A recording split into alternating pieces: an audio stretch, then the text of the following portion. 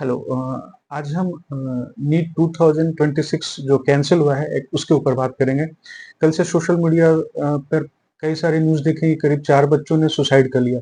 बहुत ही अफ़सोस और दुःख देने वाली खबर है। तो यहाँ पर ना बच्चों को, पेरेंट्स को और जो कोचिंग इंस्टीट्यूट्स हैं उनको ये समझना होगा और बच्चों की काउंसलिंग अच्छी तरह से करनी होगी कि किसी एग्ज़ाम का पास करना या ना करना से दुनिया ख़त्म नहीं हो जाती है।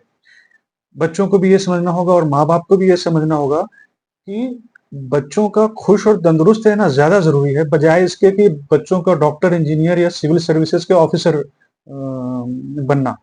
तो इतना प्रेशर ना तो बच्चों को खुद अपने ऊपर लेना चाहिए, ना पेरेंट्स को उन पर देना चाहिए और ना ही कोचिंग इंस्टीट्यूट्स को उन पर देना चाहिए। क्योंकि अभी तो जस्ट सोचिए कि नीट का रिज़ल्ट भी नहीं आया और बच्चों ने ऐसे ड्रास्टिक कदम उठा लिए हैं।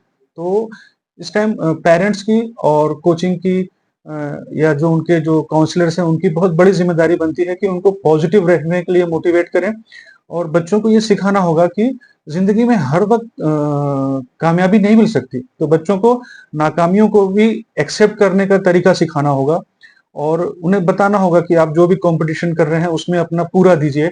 उसके बावजूद अगर नहीं हो सकता तो बेशक अल्लाह ताला के पास आपके लिए और कोई बेटर प्लान है। इस तरह के ड्रास्टिक कदम नहीं उठाने चाहिए। अब नीट की बात कर रहा हूँ तो नीट में अगर आप देखें तो जो एप्लीकेंट्स हैं वो करीब 22,80,000 हैं। टोटल सीट्स लगभग 1,25,00,000 1,30,000 हैं। गवर्नमेंट से निकाले तो 65,000 की सीट है। यानी कि हर 100 में से सिर्फ 5-6 बच्चों को ही एमबीबीएस मिलना है और अगर गवर्नमेंट सीट्स की हम कंपैरिजन करें तो हर 100 में से सिर्फ 2.8 यानी लेस देन 3 बच्चों को ही मिलना है। तो अगर हम यूपी का यही डेटा देखें तो यूपी में तकरीबन 12,500 सीट्स हैं जिसमें कि 7,000 प्राइवेट हैं, 5,500 के आसपास प्राइवेट हैं। यूपी से एप्लीकेंट भी 2,80,90,000 हैं। तो यूपी से जो बच्चे नीट के लिए शामिल हो रहे हैं उनका सक्सेस रेट गवर्नमेंट कॉलेजेस के लिए देखें तो करीब 2% है। यानी हर 100 में से 98 बच्चे जो हैं वो क्वालिफाई नहीं कर पाएंगे। तो हमें उनको मोटिवेट करना होगा कि फिर से चांस मिलेगा और अगर किसी वजह से कामयाबी नहीं मिल पाती है तो भी इतना मायूस होने की जरूरत नहीं है और ऐसे ड्रास्टिक कदम तो उठाना ही नहीं है।